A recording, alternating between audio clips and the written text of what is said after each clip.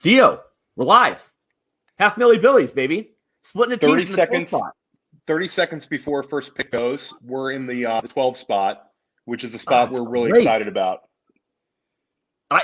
Look, for the show purposes, we've split a team before. We split a triflex, 1250 triflex and boys. Go check that out on the Go District podcast. But we haven't split a football guys yet, and we're off. But we haven't split one yet. We're doing a live show. We're gonna see how it goes. We may tip a pick, we may screw ourselves, but we're from the 12 spot, so it can't be that bad, right, Theo? Yeah, and I'm assuming that our league mates are not watching us right now, so we can kind of discuss our process here. Christian McCaffrey goes 1, Dalvin Cook's about to go 2, Kelsey 3. Yeah. Spoiler alert. Yes. Spoiler alert. Hey, stop tipping picks. You're like Adam Schefter back in the. There you go, Dalvin Cook, and I expect to see a Kelsey going to Hollywood. Hey, Theo, this is a stacked draft. I think that there's 11 out of 12 teams have a badge associated with the team. Did we do this to ourselves, or is this just the way it goes?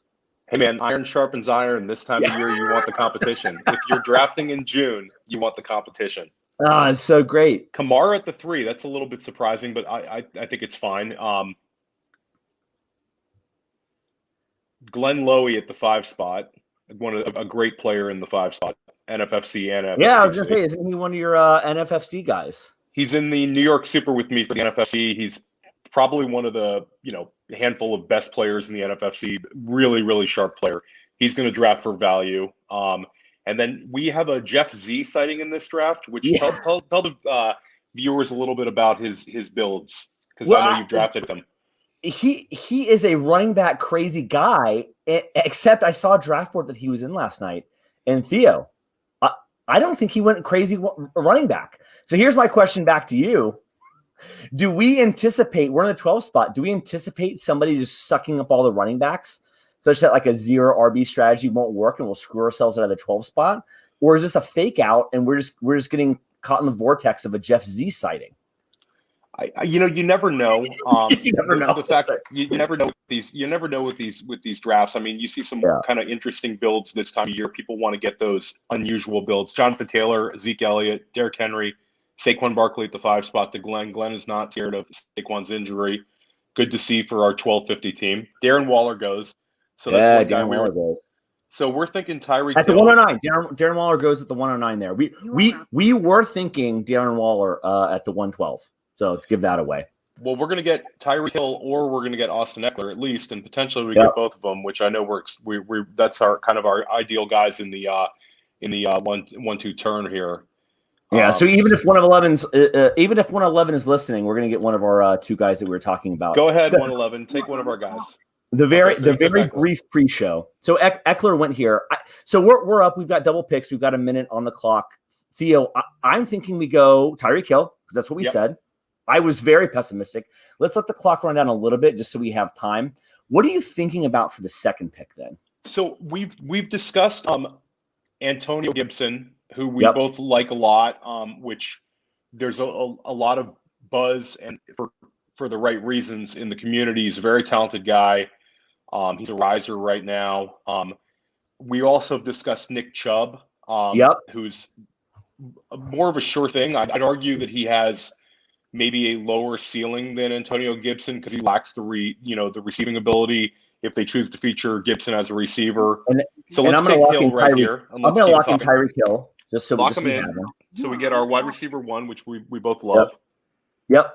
That's a lot. I mean, it's a love. I was so pessimistic. I was driving home here. I was like, no, there's no way we get Tyreek Hill, and we got him. So I'm happy about that at the 112. Look, with this draft, I'm seeing a lot of running backs off the board, Theo. I think my preference is to get some running back on the board here, just so we don't hang ourselves if we try to go full 0 RB. What are you thinking here?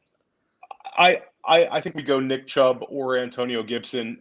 We've discussed both these guys. I don't have any Nick Chubb. Actually, I take that back. I do have a Nick Chubb share, but I don't have much Nick Chubb. I don't mind going Nick Chubb here unless you have a strong feeling for Gibson. I love Gibson. I love catching upside. I think he's going to explode this year. What are you so thinking? let's go team upside and let's go Antonio Gibson. Let's go Gibson. Let's go Reek Gibson. I'm going to lock that in here. Okay, so now look, we went Tyreek Hill, Antonio Gibson. I feel good about that. Najee Harris went next. Theo, this was a pretty running back heavy start for the draft. The entire first round was 9 running backs, 2 tight ends, 1 wide receiver, and that wide receiver was ours at the 112 spot. I would say fairly unusual for football guys so far this year. I think normally we'd see maybe like 2 to 3 wide receivers first round. Maybe like a Tyreek Hill. Maybe you see like a AJ Brown or Devontae, or maybe like a Calvin Ridley sneak into there. But yeah, I mean, I think that the running back position is going to get hit hard and often in the first 2 rounds. I was thrilled to get Tyreek Hill there at the 112. The other night, Billy Muzio, shout out to Billy Muzio, he took him at the 109 in the draft I was in. I thought that was a great pick there. I had the 106 in that same draft. I considered Tyreek Hill there. So I get we talked about that pre-draft. heavy, but I think Hill is just such a great pick for us. And Gibson, like we said, it's he could end up being running back 2 or 3 this year. So he could finish with a lot of points if they use him in the same ways they use McKissick in the passing game. So I'm happy with our start.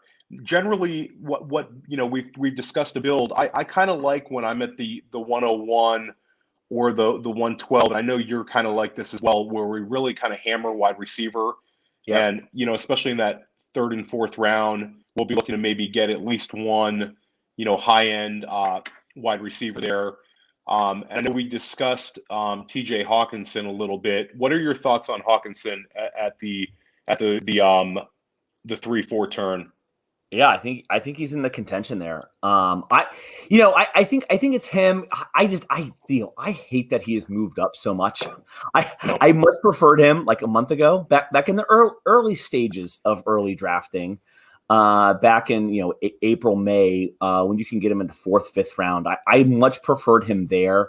I think that there is, I'm gonna cite something and I'm gonna get roasted for it because I'm not gonna have the data in front of me to back me up. But those mid-round tight ends, like once we're gonna get out of the top 3, I don't think they ever like return the value that we think they are.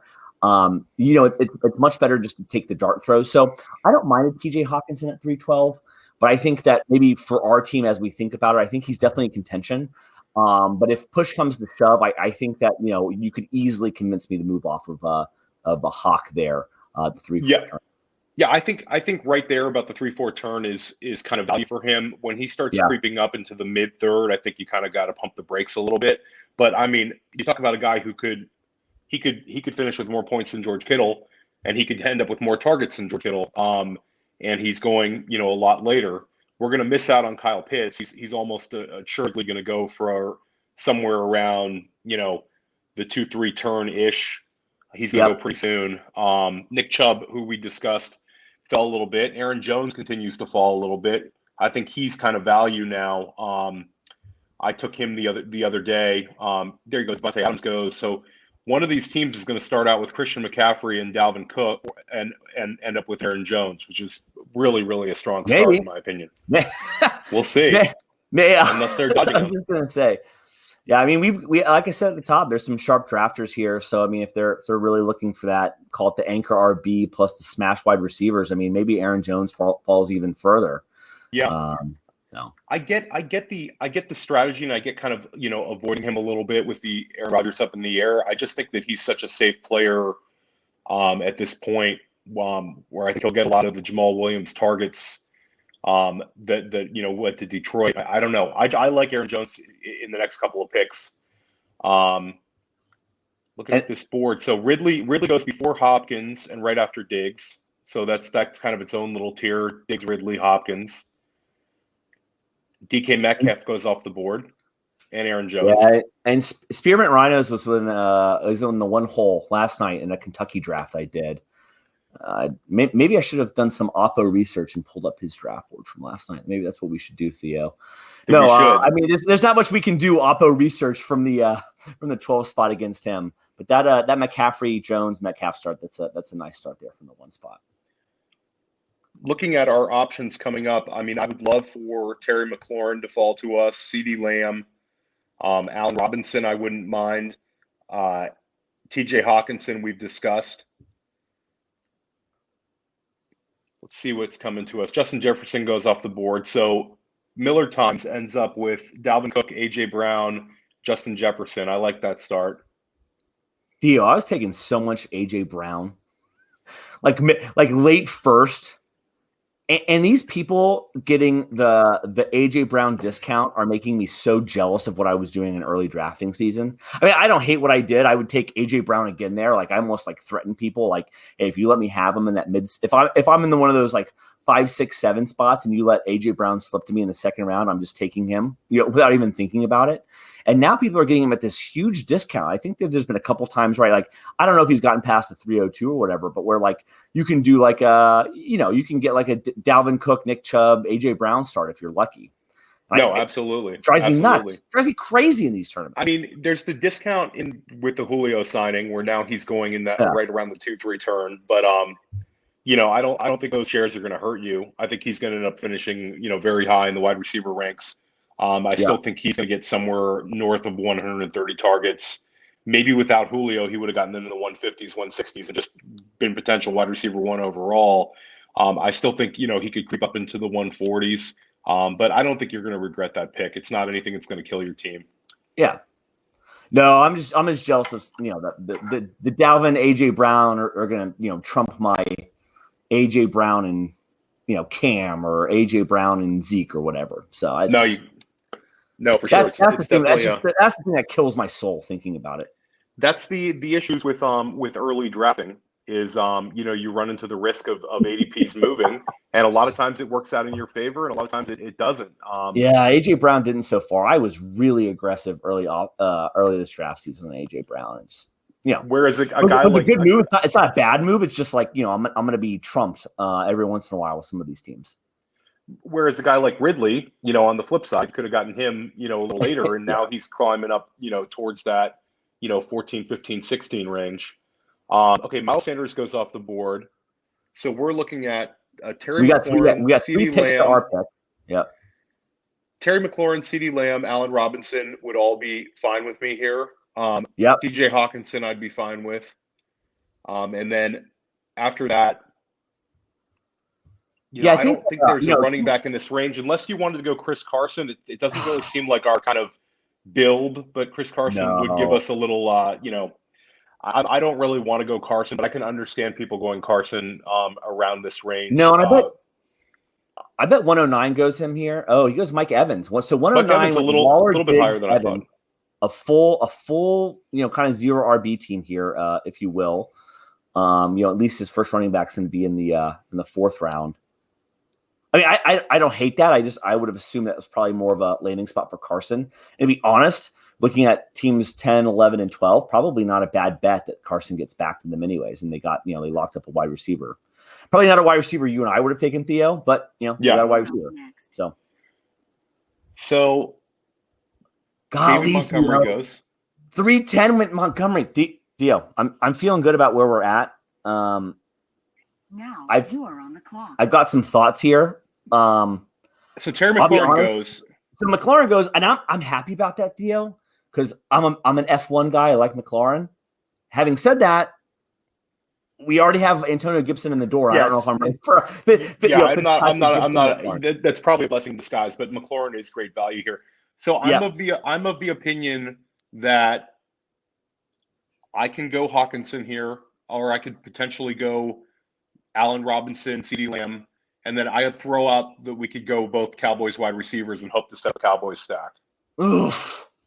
Now, we'd if be we weren't rolling live, the dice a little bit. If we're not live, I'm in on that.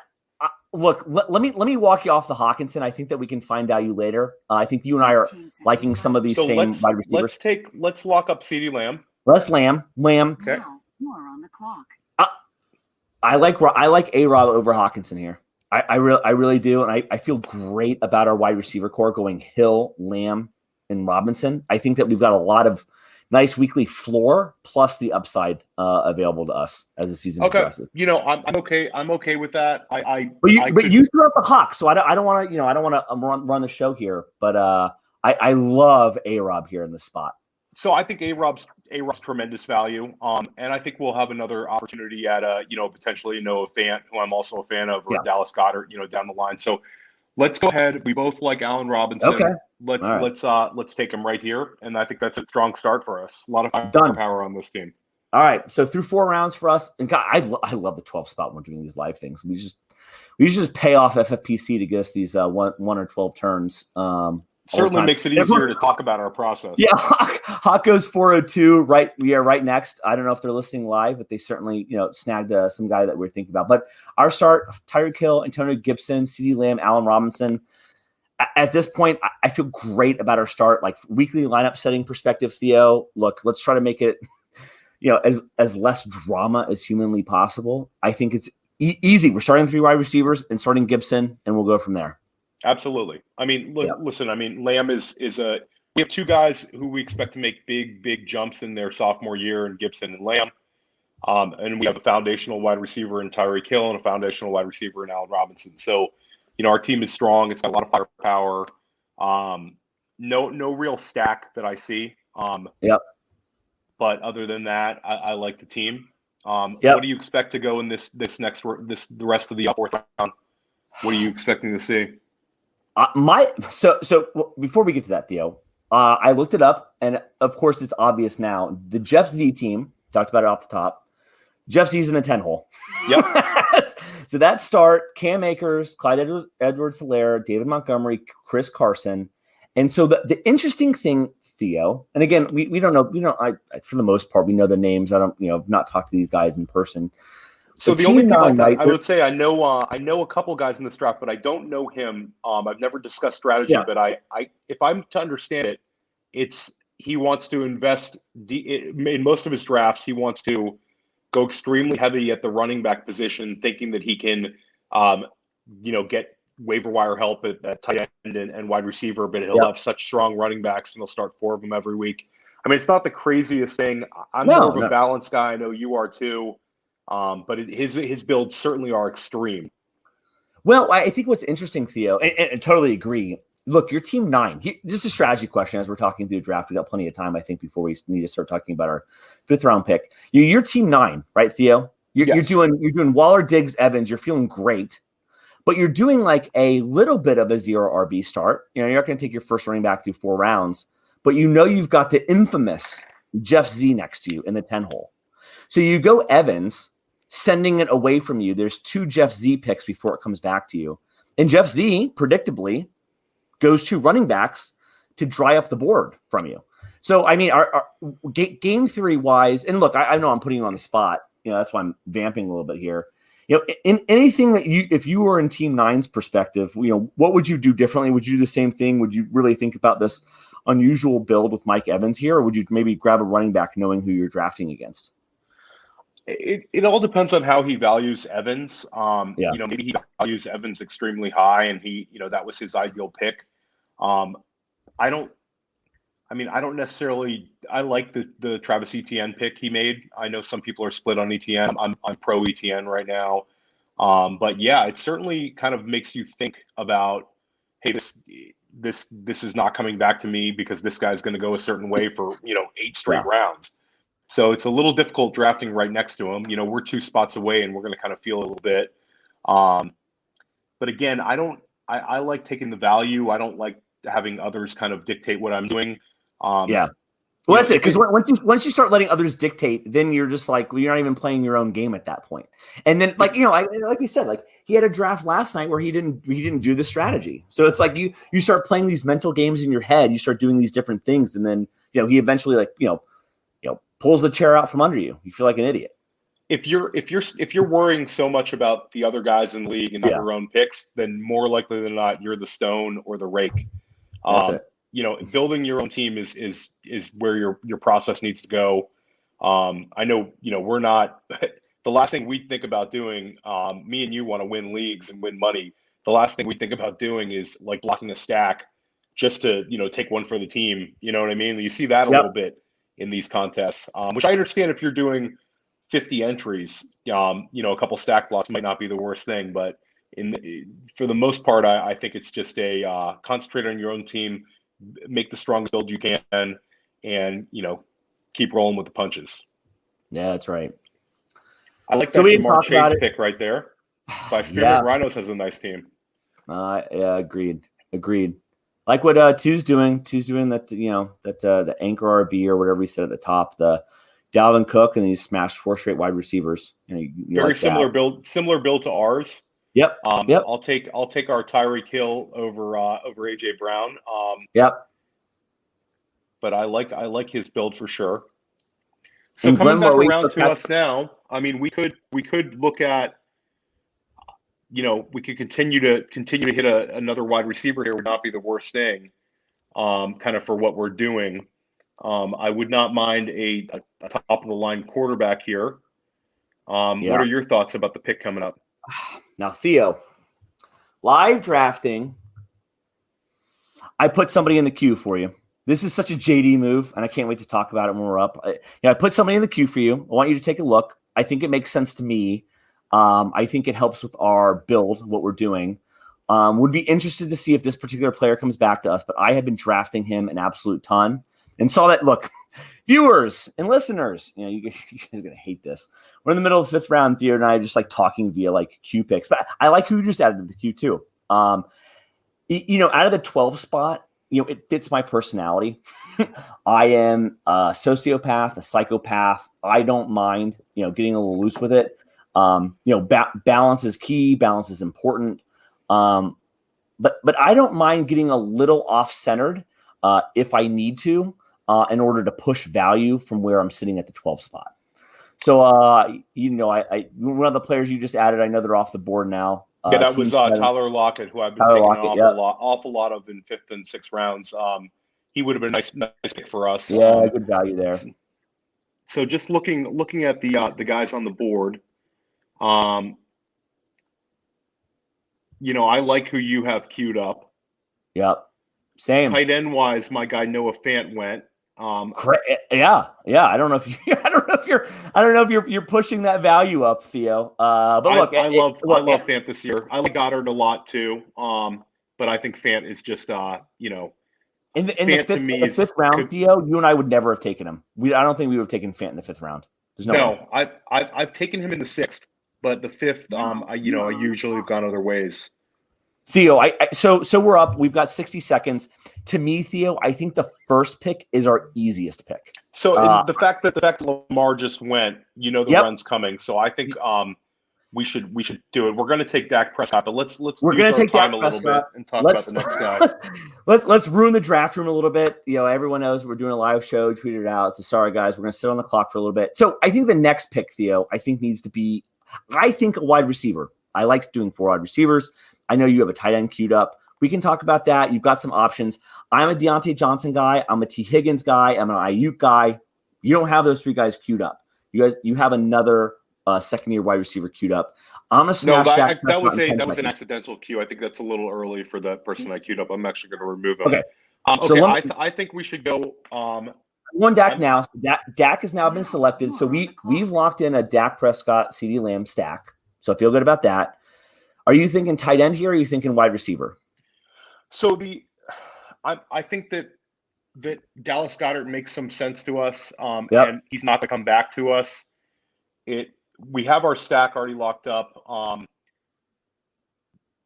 Obviously the Deontay Johnson, I think is a very high floor guy.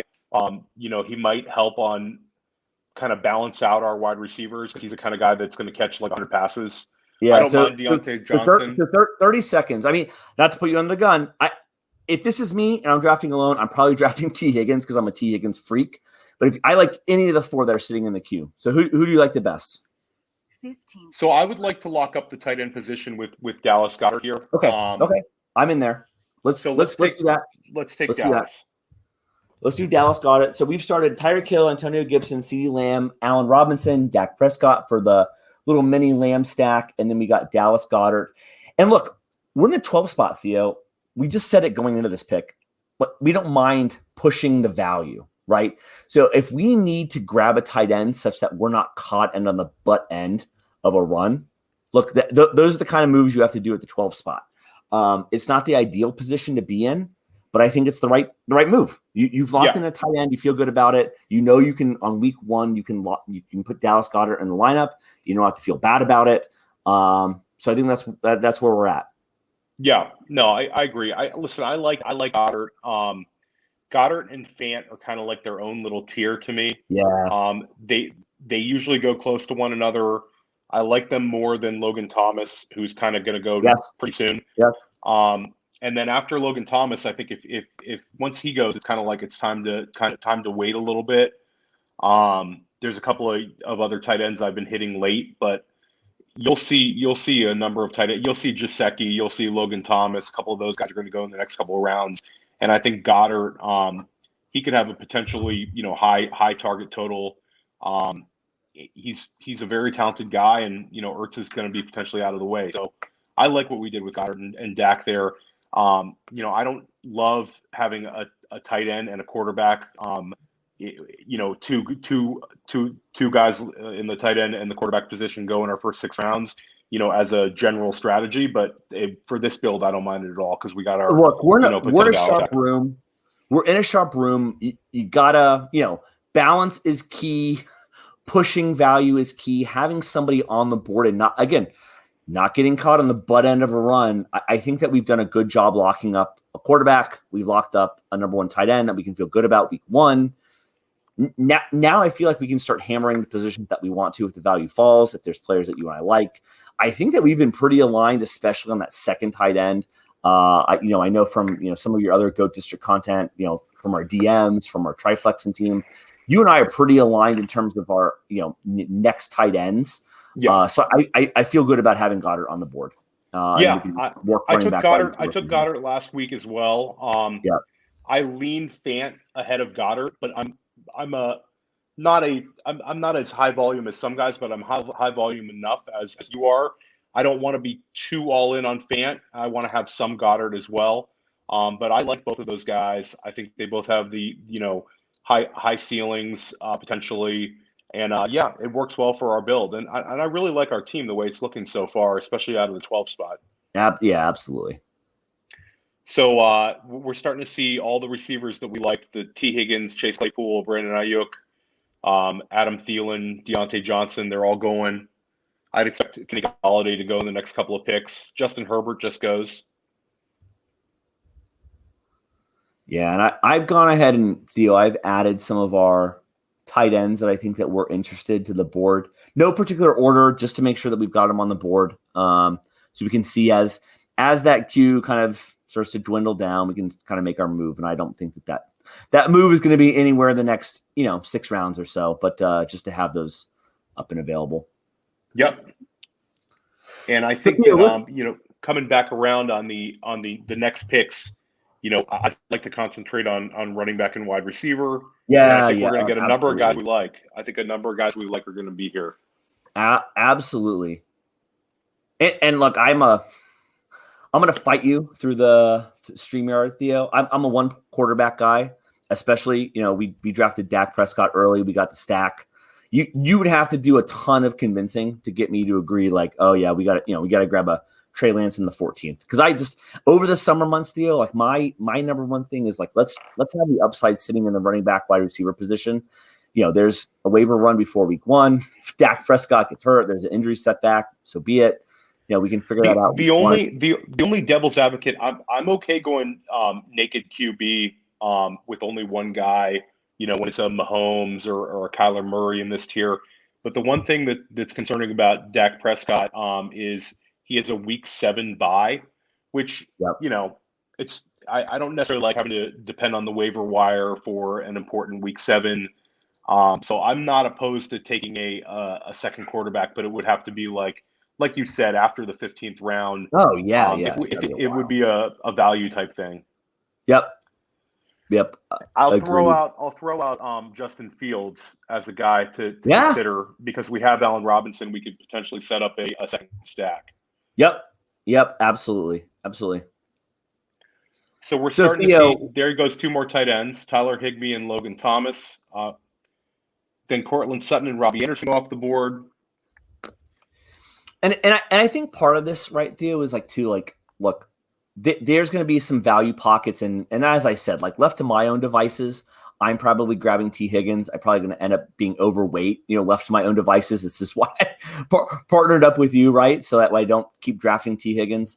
But I think that we're going to be really happy with the pocket we've allowed ourselves to be in, right? Because, we're going to be able to come to the 7-8 turn and feel good about taking a wide receiver running back here. And I think that was the most important thing from a strategy perspective is feeling good about being open to that, the value we're going to have available to us.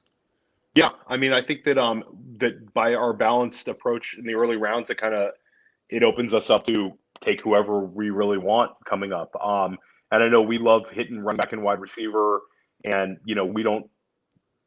we don't really have to feel pressured to do either. And I know that both of us kind of have a strategy that we don't mind punting the RB2 position. There's a lot of words for it, but it really is. That's what the old timers call it. Just punting RB2.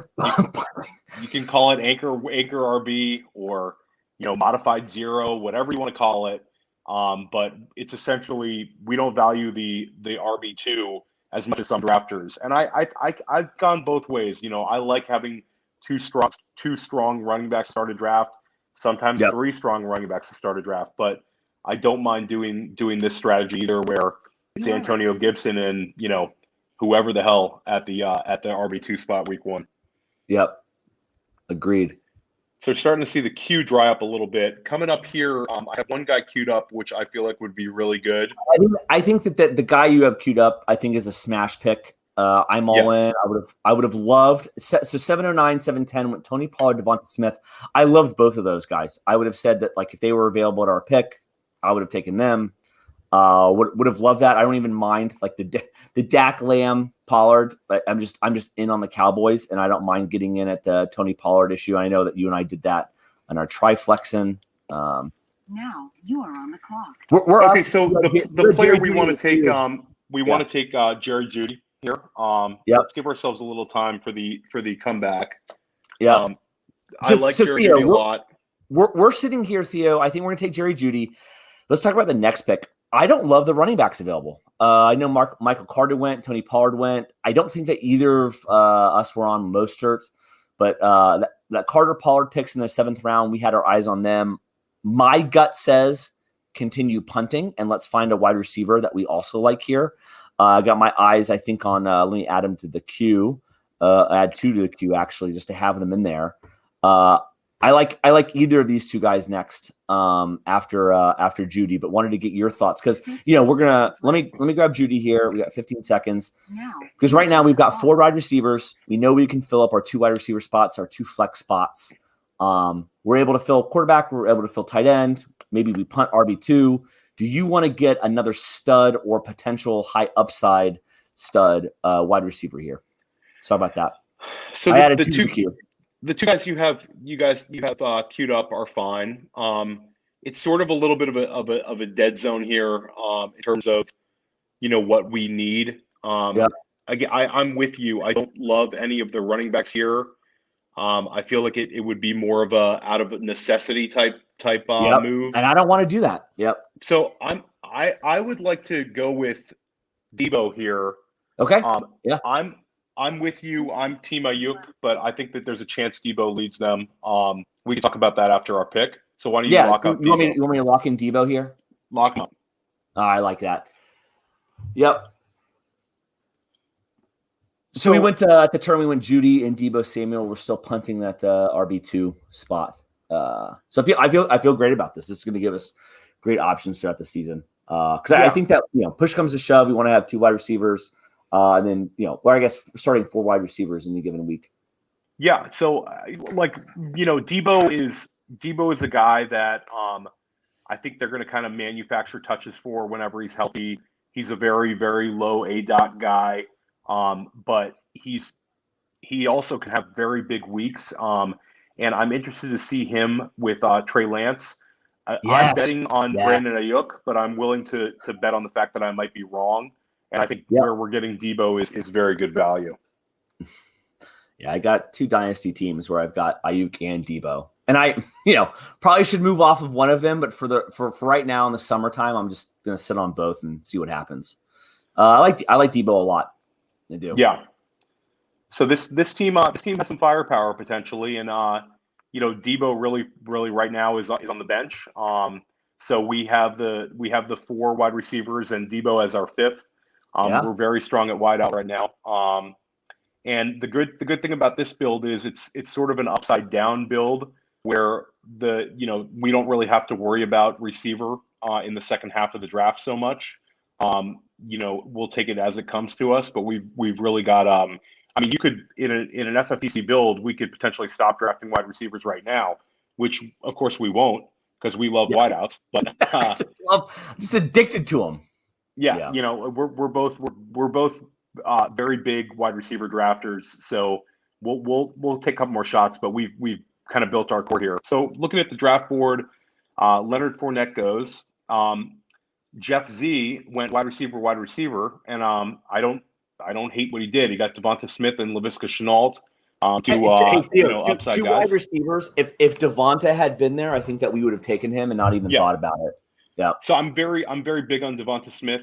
We had a Goat District the other night with Dwayne McFarland, and that was one of the wide receivers that he mentioned as a guy who, not Stephon Diggs like, but kind of like that could be tremendous volume, high target share guy, and a smash value in the 7th round. So I'm a big Devonta Smith guy. I know you are too, and I like where he got him there. But Judy is.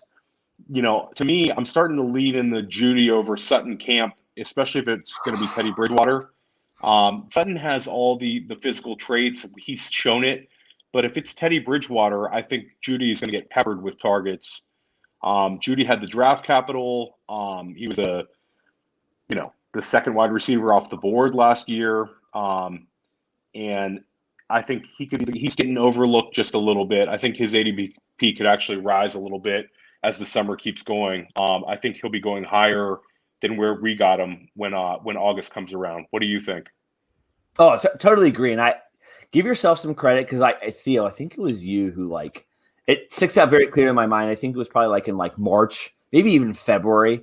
You had this beautiful retweet. So obviously it came from I think somebody else, but it was just hey, who is the ADOT monster that who's the hidden air yards king of 2020?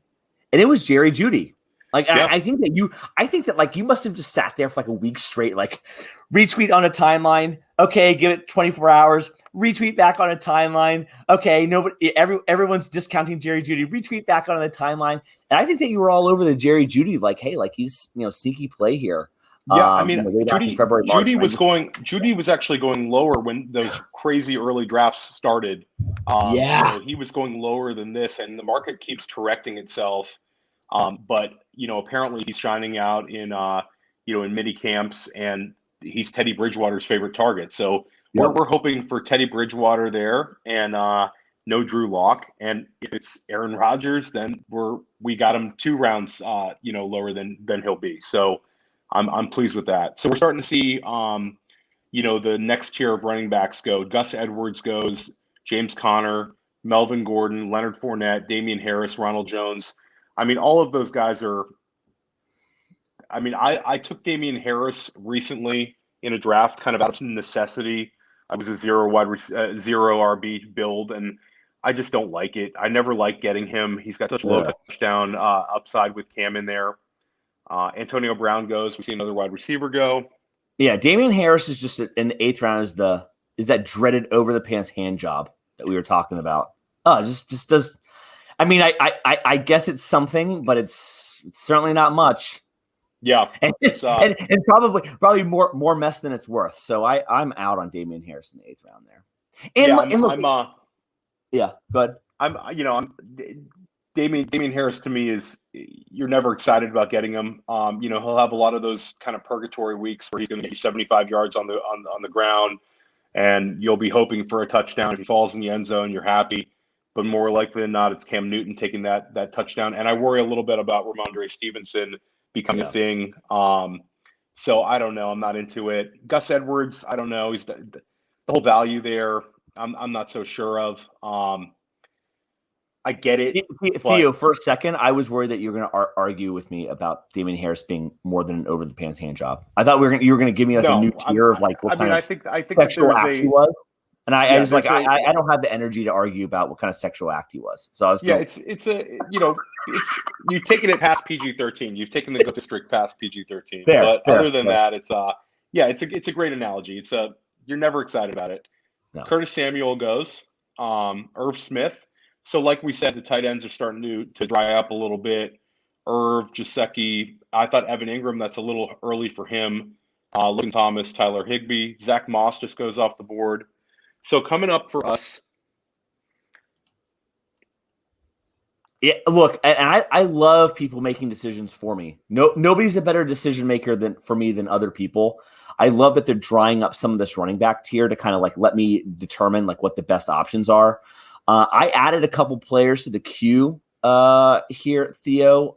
Interested in your take. We don't know if we need to talk about them out loud necessarily. No, so I'm okay with that, but I just added a running back into the queue, which I feel like would be a very, very strong pick for us here. Yeah, I'm okay here, especially where we're at. I mean, look, a couple, call it 6 or 7 in the rank, if you will. Would love to grab one of those.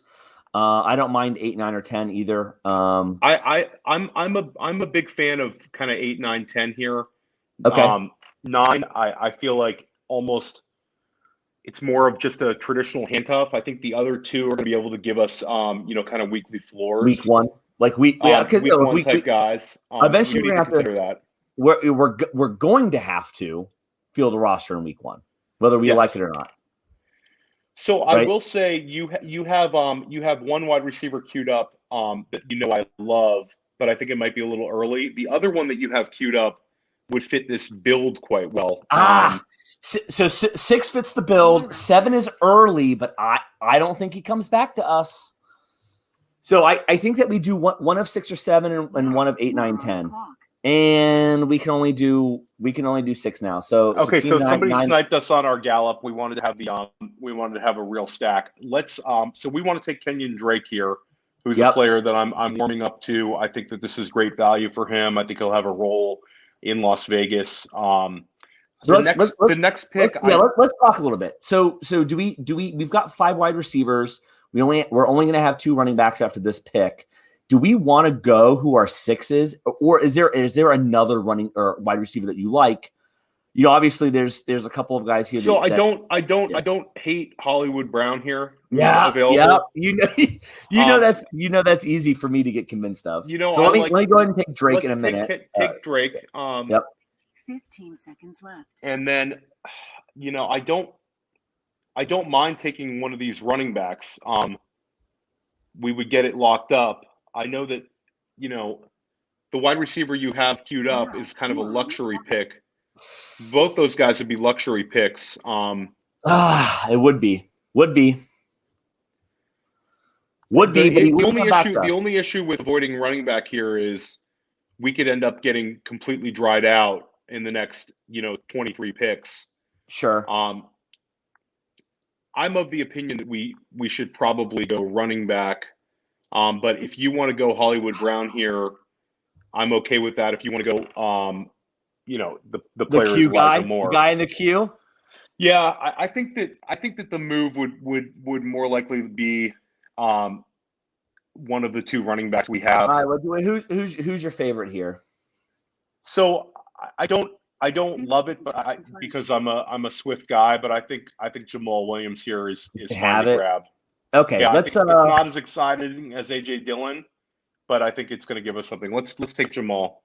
Yeah, I locked it in. I took a look at the bye weeks. We've got a conflicting bye week with Gibson, but I think that we sorted out well enough in advance of that, and it's not going to be a problem. Yeah, I mean, so we went Drake and Jamal Williams there at the turn. I'm not like standing on my head for either pick, but I think they're both very useful players for us. And if anything happened to DeAndre Swift or Josh Jacobs, then both those guys would be, top 15 plays weekly. I think that Drake could end up being a thing this year. I've been trying to get some Drake. I think he's going to get all the running back targets. We've seen guys like Jalen Richard have success, with their, as a dink and dunk guy. But Kenyon Drake had double-digit touchdowns last year, and I think that, he could outscore Jacobs this year. I wouldn't bet on it, but I think he could. And they certainly gave him a lot of money. And I know the argument is that it's a terrible organization. You can't put any clout into, what they spend their money on, which I think is just the cheapest argument ever. If you're spending this much money, you want to feature a guy because you want to look smart. So I think they'll give Kenyon Drake every chance to succeed. And I'm happy. I'm happy with Drake. And Williams is just like, I don't think anybody would call him a very talented guy. I mean, I think he's not a bad football player, but he could be a compiler type guy where he's going to get some use. He could be a 10-point per game guy. And, again, like we said, if Swift misses time like he did last year for a few games, Williams is going to be super, super useful. So, we don't love the running backs, but we don't want to come back, at the 11-12 having to take, a bunch of scrap heap guys. Yeah, no, I think that's perfect. I think that there's going to be a lot of guys that go here in like the 10, 11, 12. And they're, with the way the draft has gone, there's no guarantee they absolutely get back to us. Yep. So I love that idea. There's some level of quick vindication here, some level that the 10:02 David Johnson went, and at the 10:0 math, 10:06 Darrell Henderson goes, 10:07 AJ Dillon goes. So it feels good that we double tapped at that turn, the running back. I flashed up on the screen, JD, obviously listening in here, loved that because of how he's seeing the board. And again, you're seeing the board. You're either listening live here on a YouTube stream, or you're listening after the fact, and we can post the board along with the podcast link. But JD's listening, and he's seeing a lot of wide receiver builds here when staring at the board. So he liked that running back double tap there. Yeah, and it's kind of an odd time in the draft. Like what I've been seeing is like rounds 8 through 11, a lot of running backs just dry up, and then after you get to after through round 11, it's like you're just throwing darts essentially. It's a lot of true handcuffs. I think that's one thing that could be a takeaway for people listening. If you're going to go with a 0 RB build or a modified 0 like we did, you don't want to have your running back 2 or your running back 3 be guys that are, either they're 15 points a game or they're 0 guys. They're just like, true handcuffs. I think you want these, you want to mix in some satellite backs and some guys like the Damian, to get I know, it's not a Damian Harris type, a guy who's going to get you 10 points that you can get through the week with. And then, we're obviously going to be hitting the waiver wire for running backs with this team. Yeah, and the G-rated version of it all, the OTPHJ, Damian Harris. There you go. No, so the board looks good here. I think especially what we've done, Theo. I mean, round 10, we feel good about all these running backs, tight ends, and quarterbacks coming off the board. Feels great. Yeah, it feels great is right. And then I'll say that you have one guy, one tight end queued up, actually in the number 1 spot for us, which. Yep, agreed. Which I think it would be a really nice pick for us coming around. A nice balance with Goddard. So hopefully he's here. And then after that, our queue is dried up a little bit. I think it's time to kind of throw a couple guys in here. It did. There's one guy that you added. So I'm really big on Lat Murray this year. Yep. I've added him on a number of teams. I think that he's very undervalued now. I mean, the way people treat AJ Dillon and Tony Pollard, they should kind of consider Lat Murray, because if Kamara misses time, Lat Murray's a league winner, and he might have a little bit of a role if it's a Taysom Hill offense and they go a little more run heavy. I think if Taysom Hill wins that job, I think the offense could change a little bit and Murray could be a beneficiary. And I think he's just a good player.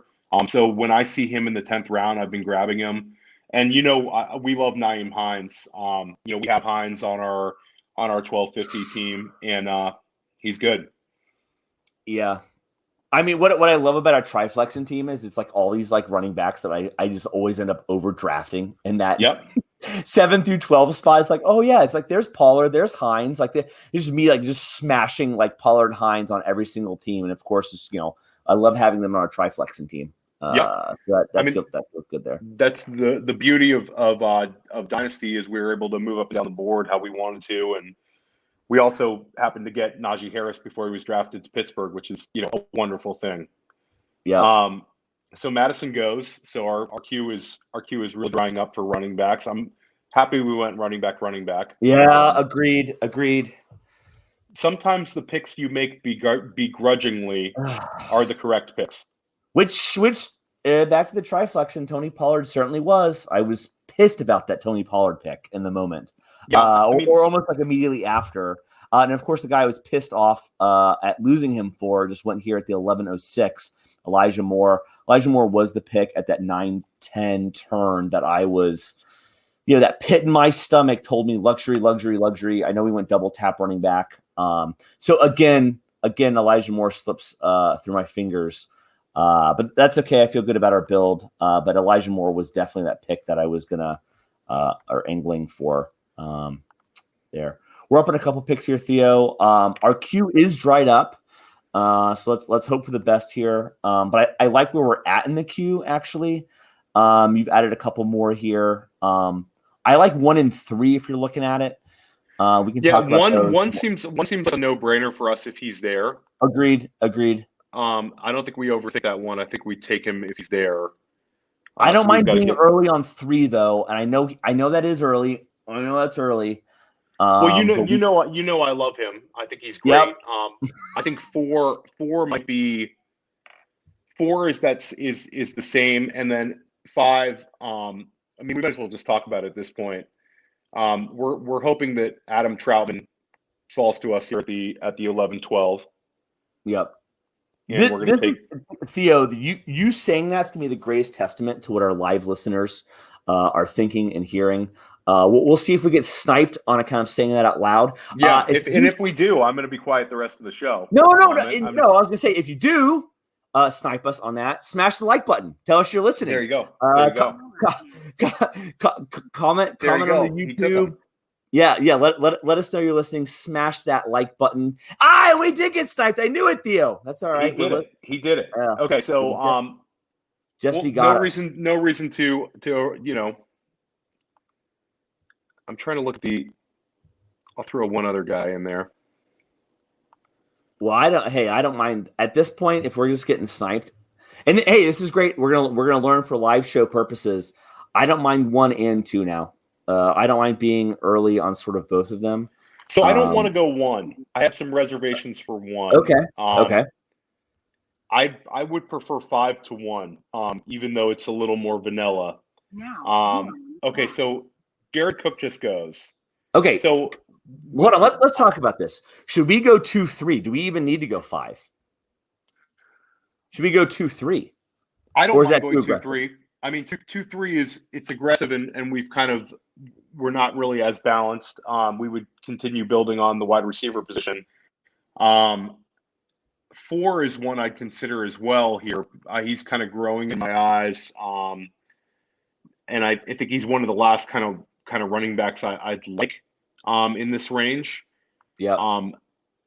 Well, why don't you? So why don't you want to get a wide receiver here, and I'm okay with that. Definitely. So definitely. Do you want to go 2 or 3? I'm going to take 2 for sure. Okay. So we're going to go Rondale Moore, who we're going to go Rondale Moore for sure. So we've locked that in. Now I've added now our 5th in the queue. This is just riveting listening for the listeners, and that's okay. I've added number 5, and I think we get 5 on our next pick. I think. So I think so. I'm not as excited about him. I kind of think we should go. 3. I'm 3 or 4. I'm 3 or 4. I think we go 4. I think we go 4 here, and it sets up a potential second stack. Yep. So it might be a little early, but I think we could go with let's go with 4 and let's go. We're going to lock it up. We're going to go Cole Kmet here. We wanted Adam Troutman. We said it on the live feed. We have no idea if Jeff Z is listening or not, but if he is, we said it. You got to smash the like button. I will say we were discussing Devonta Smith, and I think he actually no, I take that back. I think we didn't release Troutman the makes sense Devonta for his Smith. build. Troutman makes sense for his build. Troutman was a good pick for him. He didn't have a Yep. tight end. Yep. Now Kmet, I'm not as high on as Troutman, but I think that Kmet is definitely going to be a useful player in the FFPC this year. He's got a clear role in Chicago, and we already are invested in Chicago with Allen Robinson. And again, this sets up a potential stack. And we had discussed getting Mooney, and he was taken before we had a chance to get him. But I think we both would have considered Mooney. Mooney, Elijah Moore. We would have done Elijah Moore, Mooney, and if Elijah Moore or Mooney was available along with that at the turn, I would have said Moore. I would say grab the Moore brothers, grab the Moo brothers. I guess if I'm looking at their first three letters, grab a Moore, grab a Mooney, grab another Moore. Do something at that turn. I probably would have thought a little bit more on the double wide receiver. Again, I don't mind being aggressive there just to make sure that we're strengthening the strength that we already have, which is the wide receiver build. But look, they were gone. I'm happy with the Rondale Cole Kmet combo there. Yeah, I think that's strong. Theo, I'm looking at the draft board. Team 4. Let me mess around for a little bit just to give you time to look at Team 4 here. They went Kelsey, Chubb, Dobbins, Andrews, Hunt, and then I'm gonna skip a couple picks. And then they went Hunt and Edwards. And what I want to take a look at here is, they went double tight end. Then they went Chubb, Hunt. Then they went Dobbins, Edwards. And then, in fact, not only did they go Dobbins, Edwards, as I mentioned, one of those two tight ends is Mark Andrews. So they've got a lot of kind of, call it handcuffing plus, if you will, plus a unique Kelsey Andrews build, or more unique Kelsey Andrews build. What do you think of that team? Is that limiting any upside that you're seeing? What's your perspective on that team as you're looking at? Because I would say that's the most, at least like unique, that's catching my eye as I'm staring at the board here. Well, shout out to Todd from PA. He pointed out that the win rates were very low on teams that tried to double up on the Cleveland backs, and they were actually low on teams that took the Cleveland backs. So I would not double up with the Cleveland backs. I think there's something to be said with Dobbins, Edwards. I don't mind that combination. You're using less draft capital and to get it. Yeah. And there's no Ingram this year. So you're getting two clear pieces to an offense that we're very bullish on. I would not go Chubb, Hunt. I would have just stick with Chubb, but I don't mind the Dobbins, Edwards. We could talk for an hour about handcuffing, but I think when you handcuff good situations like Baltimore, it's not the worst play. Again, a lot of people would not love the using 2 top 10 picks on guys from the same backfield. People are just not going to do it. I don't like an Aaron Jones, AJ Dillon combo, for instance. I don't like if you're going to take Zeke, it's you're really putting a lot into it if you take Pollard in the 8th and Zeke in the top, 7 picks. So there's situations where you can do it. I would not do James Robinson, Travis Etienne. I've seen people make that mistake a couple times. Yeah. I mean, you're never going to start both of them. If you start both of them, you're running into problems. So yeah, it's an interesting build what he did. Let's put it like that. Yeah. No, and I think, and again, I should probably have looked at the stack finder on fantasymojo.com. Everyone should go subscribe on fantasymojo.com. I would say Kelsey Andrews alone is, again, I use the word probably more unique. There's probably combinations out there. I think if you're going to do that, you're already looking at some high upside. So if you're playing that, and let me post this comment from JD here.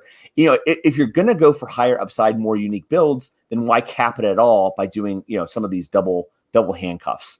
So I would just say that from my perspective, and again, that's a sharp drafter. So there's probably some reasons.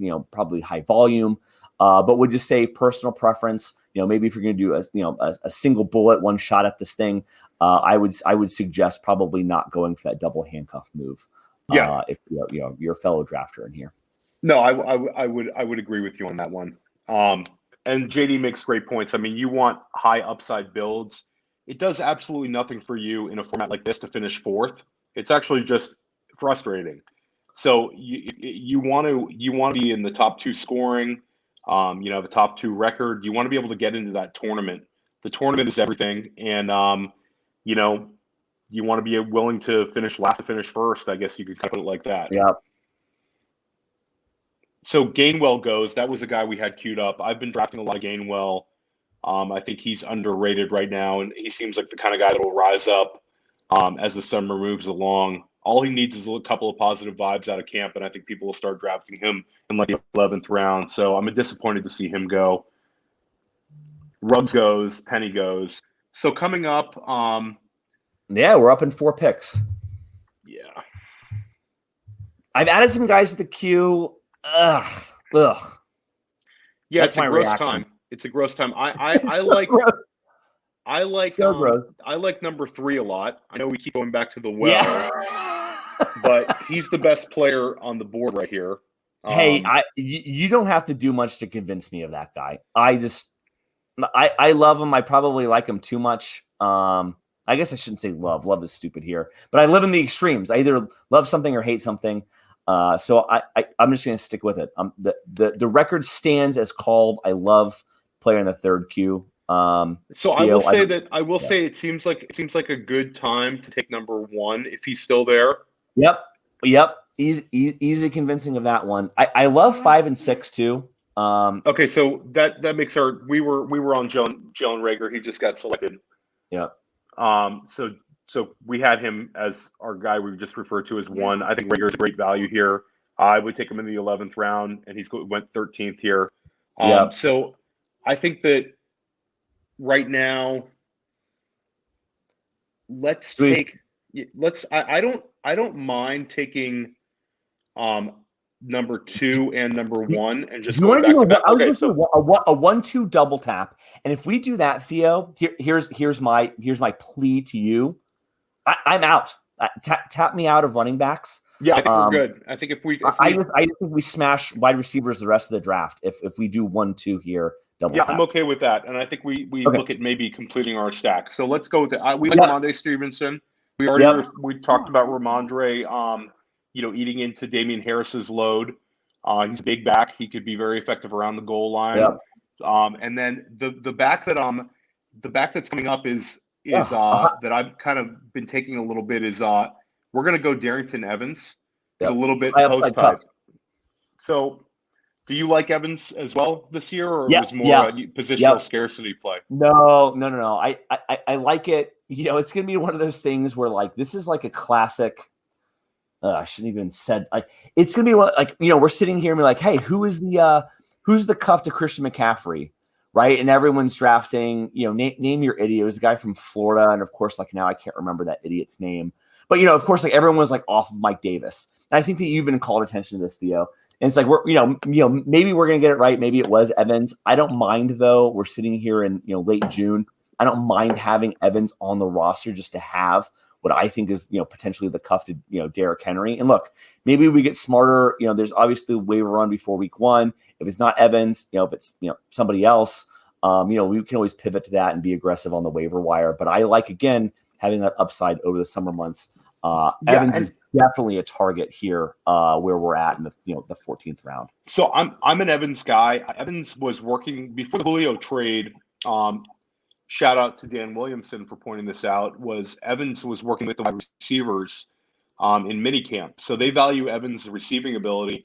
Evans was extremely productive at Appalachian State, and if you'll recall, last year in football, guys, he was kind of a sexy, 16th round. He was going about the same spot that he's going in here. He was a classic, he was like Benjamin, LaMichael Pirine guy. 100%. Like people, there were truthers, but Evans. The one thing Evans has is he has draft capital. He was a day 2 pick last year for Tennessee, so for us to get him here, I like it. I've seen some other sharp people on Evans, and I'm going to continue to take shots on him. And like you said, this is June. We're not going to end up keeping every single guy we draft tonight. That first waiver wire run happens, we're going to be active on it. And if we miss, we miss. But I think he's the kind of guy that could be productive here. And also, knock on wood, because I have a lot of them. Henry's been, very fortunate with, the pounding that he's taken the last 2 seasons. He hasn't missed anything. And I hope he doesn't miss even a quarter because I have a lot of them in Dynasty. Yeah. But if he did, Darrington Yeah. Evans would be a 65% fab guy. You'd have to spend 60% of your fab to pick him up if he was on the wire. So, he's the second back in Tennessee to me, in a different way than Henry. He's, again, more of a receiver, smaller guy, but I like him.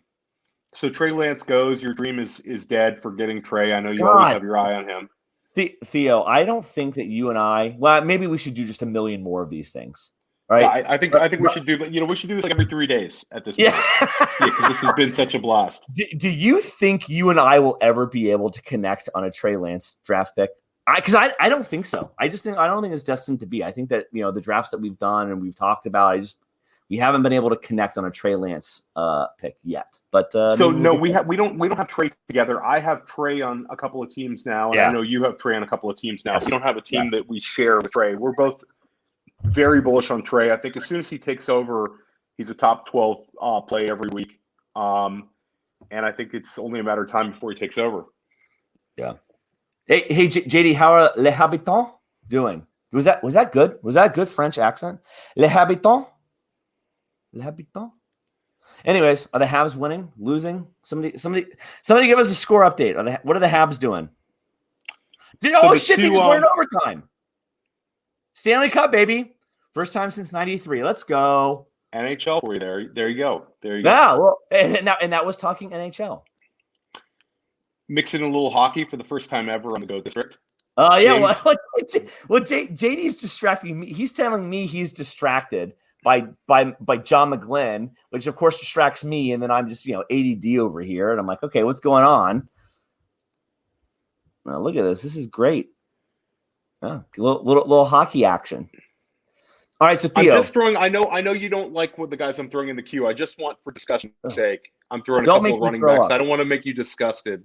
And I know I don't want to be disgusted.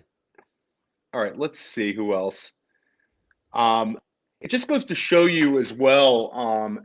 Most of the wide receivers left are kind of. There's a lot of dart throws people are going to start taking. So for us to take our wide receivers early, I think we're at a clear advantage. Us and Team 7, I think, and Team 2. Yeah. There's about 3 teams that are very strong at wide receiver in this league. I'm happy having the Hill, Lamb, Robinson every single week. Okay, so Perine just goes, another running back who I've been trying to add and I had queued. We did. Hayden Hurst is starting to creep up a little bit. He's going in every 14th and 15th round. The one that I found interesting, I like Team 1. Team 1's drafted a lot of players that I like.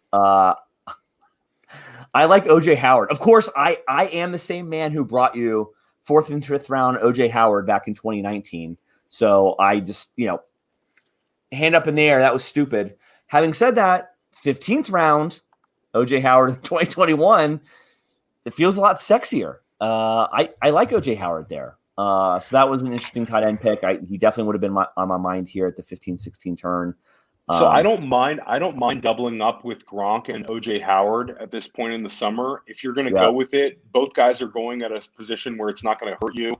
And I think there's a chance that some weeks it's Gronk and some weeks it's Howard, and it's frustrating.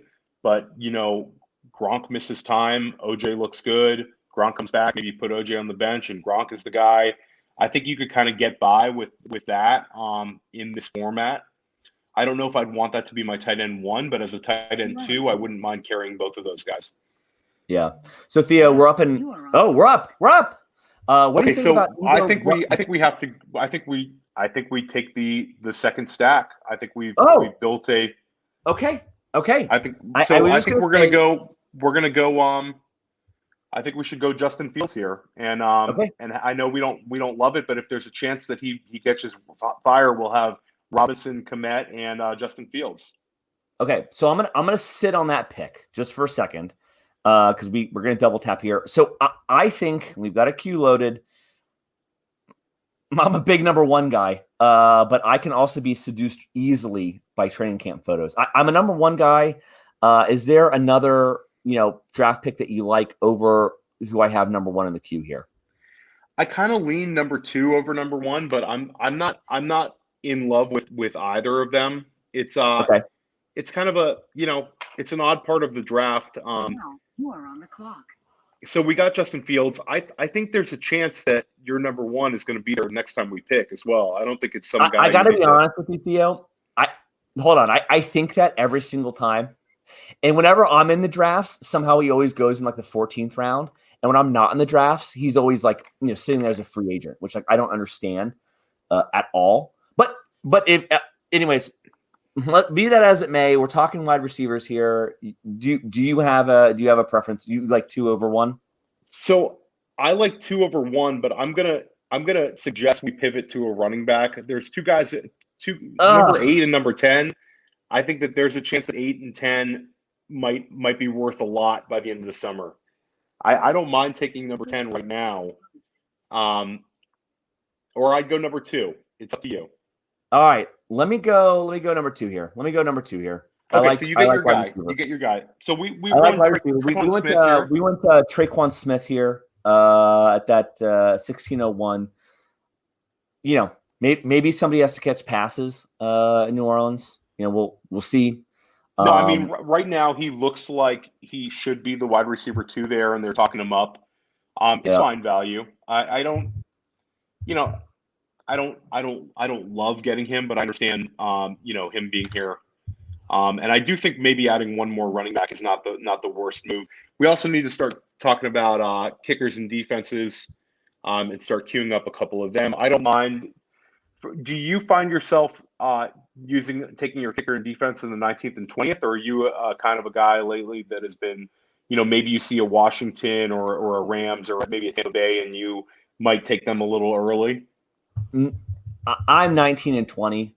I'd like to have, my late round flyers. I'm conceited in that way. Maybe I think I'm better than most and I'm not. But I just like taking my guys and having them on the board. And then, I'm a big streamer. I don't mind just doing what I can, figuring out the matchups. And, if I catch fire, then I'm happy with that kicker defense. I will tell you, especially in the FFPC format, defense, there's no negative points for defensive performance. Once they score that 15th point, I think it is, you're at a 0. And so like to me, my perspective is it's not going to kill me. I'm not going to get murdered. And then outside of that, from a defense, I actually like offenses who are high tempo, who are going to, have high scoring games to get the, ball back in the defense's hand, or I guess the other offense's hands, if you will, such that, the more my defense is on the field, the more we can get sacks, the more we can maybe get turnovers. Cause today's NFL, most teams are scoring over that 15th point, fairly easily. So at least that's my perspective in FFPC. I know, Dan Williamson, for example, is much smarter and sharper than me about picking that right defense, who maybe is low scoring as well. But that's just my perspective. Yeah, so I could kind of go both ways on this. I think, and hold on, Theo. I tell you, I'm in the draft. I'm in the draft, and the guy's taken, and I'm not in the draft. He's undrafted. Brian Edwards at the 1607. There was the guy that I'm always interested in. But nevertheless, go ahead, Theo. I cut you off, of course. No, so I was going to say the devil's advocate is, if you have an elite defense, you don't have to play the waiver wire at all for defenses. So when you get into streaming defenses, it just becomes more of kind of an annoying thing where you're having to, and again, you're not using a whole lot of fab, but you're using a little, $3 here, $2 there for a defense. So if I have a chance this year and I see, Washington or LA, Pittsburgh, Tampa, these kind of defenses that we assume will be in the top, 6 or 7, if not 1 overall. I'm not opposed to taking them. I'm never going to reach, but if it gets to be like, Washington in the 14th round, I think that seems about right. We went Darrington Evans. If we went Washington instead, I don't think it would have killed our build and we would have defense locked up. So I could go both ways on that. I'm just so I know stunned. you're never going to get Brian Edwards. I mean, it's just the curse. I got to take him. It's like if I'm in the 15th or 16th, it's like I got to take him, or I just have to like say to myself, well, I'm not getting him in this draft. He's the kind of high upside guy, Brian Edwards, that I love to bet on in this type of draft. Look, maybe that guy sucks. But the dude's jacked. Like I said, I can get seduced by training camp pictures. And I think that the Raiders, I have an untapped. I mean, it's going to be Waller. I know we've got some exposure via Drake, but I think that there's plenty of targets to be had in that Raiders offense. And I think that if Bryan Edwards steps it up and actually comes to produce, I don't think he had a bad profile. I think the analytics liked him coming out last year.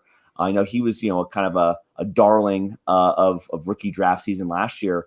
I could easily see him taking a step up. Now, obviously, he could take a step back and whatever it is, but that's the right kind of bet that we should be making here. Like the I like him, but I don't think Traquan is. I think Traquan has a similar upside. Yep. Maybe Edwards might catch some balls, but I think with Traquan, we still took a high upside guy that could again fall flat on his face. Edwards certainly has the draft capital. We had such high hopes for him last year, but they bring in Smokey Brown, they bring in Willie Snead. I know those names are not anything exciting, but with Gruden, sometimes those veterans are very appealing. So I don't know. I like Edwards. I think the 16th round is fine for him, but I'm not as invested in him. I'm not betting on him as hard as you are, I think, right now. No. And he's gonna be the perfect first drop. Yep, exactly. The perfect you'll drop week him drop. You'll drop him after week 1 when he has 3 catches, and then week 2 he'll have 8 catches for $125 and break. Oh yeah. That's just how it goes in these. And I'm just sticking my head in the microwave. That's how that one goes. So number 6, if 6 is there when we pick, we're taking 6. It's a player I really, really like. Okay. Yeah, it's I hope he lasts till there, but I think it's he would be the ideal pick for me here. If not, I think number 5, who you have queued up, is good, and I think number 7, who you have queued up, is good. Okay. And of course, I'm trying to see if there's anybody else we're missing. Just going to queue up one more guy. Did we queue up the same guy? Because I had one and he was gone, and I just added another one. We'll see how it goes from here. We're three picks away here. So far our build is, oh my God, I'm going to try to math, but I shouldn't be mathing because isn't there there's just a beautiful thing here for me. So we've got 2 quarterbacks. We've got, oh God, I am in a math. 5 running backs so far on the board. 7 wide receivers and 2 tight ends. So I'm feeling pretty good about the build. I know you're interested in potentially adding a running back or 2 here. From my perspective, again, left to my own devices, Theo, I'm probably sticking with 5 running backs and playing the waiver wire. But again, that's just my perspective. That's why we're a partnership here. So I think that there's, hopefully we can just take them and talk about them. But with number 6, I think you're kind of playing the waiver wire. Let's see if we get to him. We got one more pick before. I really hope we don't get sniped on this guy. No, we're in. So okay. Go ahead. So go ahead. I think that Jared Dokes is who we're going to take here. And like you said, it's almost like playing the waiver wire in the preseason. Early. I don't think that I think that there's a scenario where Dokes leads Miami in fantasy points from the running back position. I think that he's very appealing to me.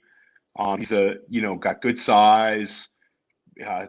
I think that this is a easy selection for us. He's a beefcake. What's that? He's a beefcake. He's a big boy. He's workout warrior type guy, and he looks the part. And his competition right now is Malcolm Brown and Myles Gaskin. So I think this is a good pick for us. Let's lock him up. All right, locked up. All right, so we've got 18, 19, 20. 2 of those picks need to be the kicker defense. So Theo, do you want to do one of those onesie positions here, or are you interested in something else? I don't. So mind. I would go with number 6 if you want to do the lock up our defense. But I'll say number 5 is good value. He's going a little bit earlier than this, and it would get us a tight end 3, which is not necessary, but I think it could be a guy. We could talk about him after. Why don't we take the defense we like? We want to go with the New England defense here? Yeah, Yeah. And I like the New England defense because I think that they're going to be good. I think that they're going to have plenty of opportunities for turnovers with the schedule that they play. I think they're a good defense anyways. But what I love about them is they have a week 14 bye that allows, if they're performing really, really well, to not have to manage the waivers over the course of those first couple weeks. And I think that's a great take. Yep. And also with Cam Newton as the quarterback, that seems like they're gonna be able to run the ball. They're gonna be defensive oriented. I like it. You get 2 matchups against the Jets. Miami's not exactly setting the world on fire. I know they could be, but I'll go with the Patriots. I like that defense, and I think that's solid value for us. Yeah. So the player that we had, there goes Malcolm Brown, another guy we had in our queue who's interesting around here. Don't throw in the towel on the guy that we like here. We just may get him, Theo. Yeah, you talking about number 4? I don't want to say his name. Yeah, I don't throw in the towel just yet. Don't throw in the towel just yet. I'll throw out one other guy just because of the team build, and this will be a 20th round selection. I just put him in our queue. And then I'll throw out 1 or 2 other guys. So while you're doing that, Theo, listen to this. This is let's talk about something personal. So I just came straight like a bat out of hell from kickball. So I am athletically fat, if you will, not to brag. So listen to this, Theo. Get on first base, kickball, mind you, company kickball. So batter kicks ball, but allegedly was a foul ball because he kicked it before the plate. But I hauled ass, Theo. I was going, buddy. And I made it all the way to home plate. And then the ref was like, yeah, sorry, it was a foul ball. You got to go back to first. So look, I've been drinking. We pre-gamed, had a lot of fun. This is great. Love company kickball. Nobody yells at other companies better than I do. So I'm sitting there on first base, and I'm like, not puking per se, but I'm just like, I'm huffing and puffing. And I step off the base. I'm facing the outfield. I'm just like, it's like, ugh, ugh. And you know what that home plate umpire did to me, Theo? Called me out. Said, hey, per rules of kickball, if the ball is pitched and you're off the base, you're out. Calls me out. I'm sitting there just like hacking up a lung. And the umpire calls me out, and the first base ref is just like, "Hey, man, it's her call." Like, I got owned. I got owned tonight in kickball. So I thought I would show up here in the live stream. I got absolutely owned in kickball. It's the integrity of the game, the kickball sport. Oh my God! Well, she was managing the integrity of the game like hard. Like that was like number 1 job tonight. Then I'll just point out we had queued up Dalton Schultz goes in the middle of the 18th round. That's why I was kind of apprehensive about Jarwin. We'd had Jarwin queued up earlier.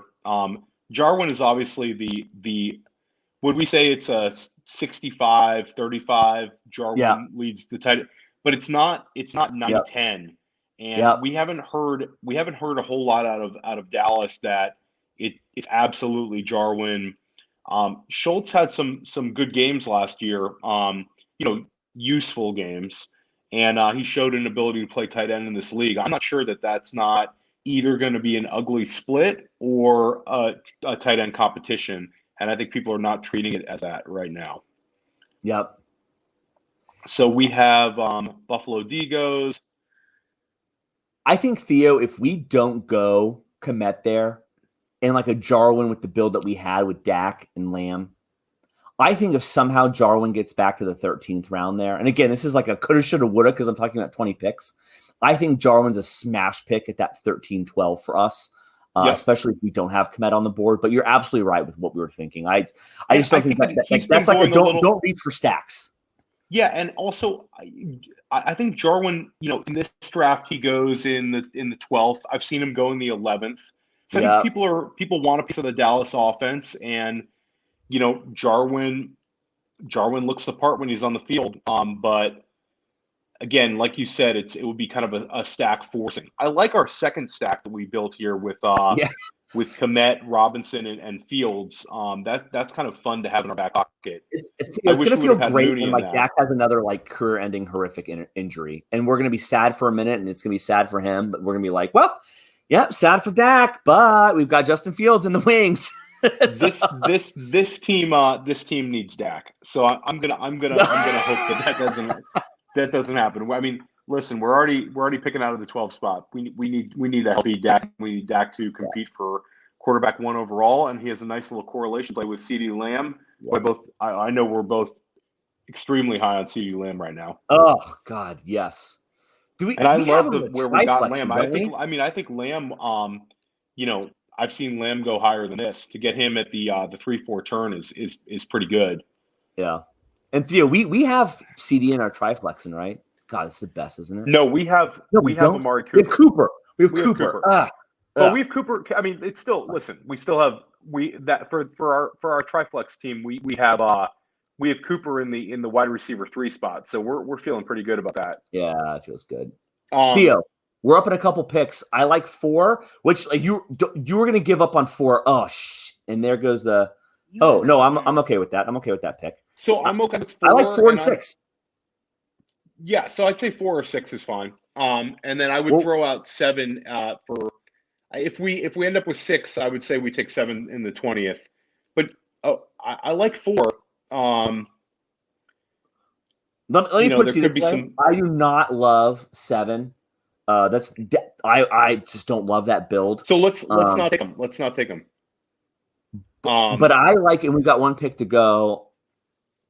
I think we just do 6 right away. Are you good on 6, or is there somebody else? Yeah, let's do 6. Oh, good. I'm safe. Okay, so safe the guy that we had queued up that Shelly did not like that I think is okay here was Ty Johnson, and he just got picked. So and we're talking 19th round picks. Why don't we take 4 and 6 right here? Okay, let me do 6 because we have to. We're forced to. So we're gonna do Matt Gay. So we're gonna have another late buy like that from a kicker perspective. I like high scoring offenses. So that'll be great. So let's talk about this. We're looking at the queue. Theo, you said 4. Look, normally I would say I 1 through 3 would be more up my style, but I don't mind having 4, especially because we don't have a smash 1 through 4 tight end. I'll throw out one more guy just based on the vibes out of camp. Yeah, and look, and let's talk about him. We're talking about Dan Arnold as potentially a tight end 3, or potentially another wide receiver running back here. Yeah, so Dan Arnold to me is throw out the other player because we can talk about it because it's our last pick and it is what it is. So I threw Keelan Cole in there just because I live on Long Island and there's been a lot of bullish people on Keelan Cole. So let's make the call, Theo. What do you think? I say we go Dan Arnold and we get a tight end 3 right here. Dan Arnold. Here we go. Dan Arnold.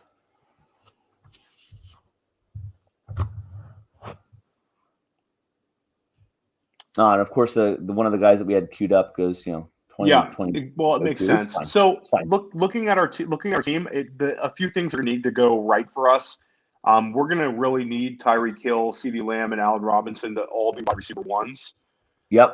If I think that Tyreek is a lock, but we're going to need Lamb to really take a step forward. Just looking at the guys who we could have gotten instead of Lamb, I mean, you could have gone, Hawkinson or Carson and kind of had a more balanced approach. But I think Lamb was the correct pick we made. So we need Antonio Gibson to be a top 8 running back. Yep, has to be. Which I think he could be. And we need Judy or Debo to be a top 20 wide receiver. I think that could happen. And then in terms of what we did starting in the 9th round, I like the Drake and Williams back to back. I think we're going to get enough out of those guys in the first few weeks to get by at the running back 2 spot, provided that Antonio Gibson is doing his thing. And then we both love Rondale Moore. We had Rondale Moore and Gabe Davis queued up. We went more. Cole Kmet.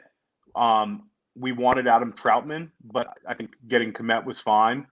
Yeah. You agree on that one? Yeah. Oh, yeah. Yeah. Yeah. Absolutely. I mean, I think that's a fine consolation prize.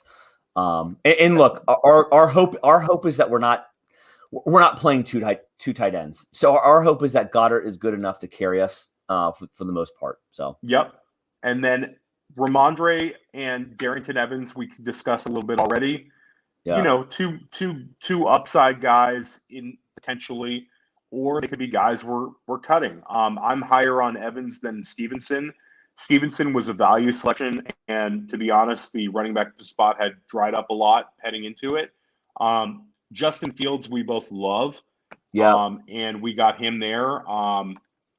You know, your thoughts on Fields this year, Shelley? You think finishes higher than Lance or about the same? High on Lance. Well, look, I'll put it to you this way: we got, Fields 14 picks after Lance. I love where we got him, so I'm all in on that, and I think that if Fields isn't starting week 1, I think it's shortly thereafter. So I'm not worried. And then Traquan adds to our wide receiver depth. Well, right now, Theo, Traquan's going to be a beautiful week 1 cut. Like it's just like his roster spot is like on the first on the chopping block. I can't wait to cut him. Yeah, it's it's right now it's who's the number? He's competing with Marquez Callaway, I believe.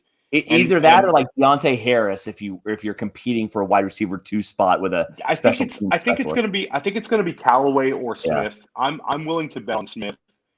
They're talking up Smith whenever they can. Smith had some nice games last year when Thomas was missing. We've all been kind of waiting for Traquan, so I'm fine getting him there. Dokes is my guy. I like Dokes a lot. And I like having him there. So again, it's like playing the waiver wire. Dokes could be, I don't want to say he's going to be, but he could be, a James Robinson, Myles Gaskin type where he kind of comes out of nowhere and does his thing. The only knock on Dokes is draft capital. If Dokes was a 4th rounder or 5th rounder in the exact same situation, I think the fantasy community would be higher on him. But he's a 7th rounder. And but again, it's Malcolm Brown, who I think is a fine player, but he's, an ordinary back. And then Myles Gaskin, who everybody is in love with. And I don't hate Myles Gaskin. I probably won't draft a lot of them this year. But you're talking about a guy who was a waiver wire find last year. And now he's going in the 5th round of every draft. So that's right. I'm not a huge fan of those, street free agent type guys becoming high draft pick guys. It just doesn't work out historically. So I'm just willing to bet on Dokes' talent. And again, he might be a preseason cut if it looks like he's not going to do a thing. And if Ahmed passes him by, so Ahmed's also in the mix there. And he wasn't terrible. He only played like 3 games, but he had decent production. So I'll bet on Dokes. And then, like you said, we got good value from New England and Matt Gay. So we have a defense we like and a kicker we like in an offense we consider to be a good one in LA. And then we take our tight end 3, Dan Arnold, who again could be a cut. But his competition right now is Tommy Tremble. And we all like Carolina passing game, and Darren Arnold flashed a little bit in Arizona. He never really played a high number of snaps, but he made some nice catches and he showed athletic ability. So I'm okay. So you feel pretty good about this team? Oh yeah. And shout out to Christian in the chat. Let us know if you were in this draft, which team you were. You can talk about your team too. Theo, I love this draft. This was great. Out of the 12 spot, like I said, I feel really comfortable here. It's the personality of. I don't mind getting crazy. I don't mind being unique. It's a tough spot to overcome, especially when you're in a draft with a lot of sharks in the water, which we had here. So I think that we did a great job. Here's my question to you, Theo. Shelley, I'm actually gonna cut you off because I'm about to lose power on this on my iPad. But I can go back. I can actually jump in if we want to review this a little more. Let me. No. We're good. I was just going to ask if there was something that we did tonight that you wouldn't have otherwise done. But look, we can say that for another pod. We're going to do another couple of these. Yeah, I say we do one of these. Let's do one of these next week or the following. Yeah. I thought this was great, and I like our build, and I'm looking forward to doing more drafts with you. Awesome. All right, Theo. Well, thanks everybody. Let's subscribe on YouTube. Subscribe in the the podcast channel, the Goat District. Thanks, Theo. This was great. And we'll catch everybody later. LFG. Thanks, Theo.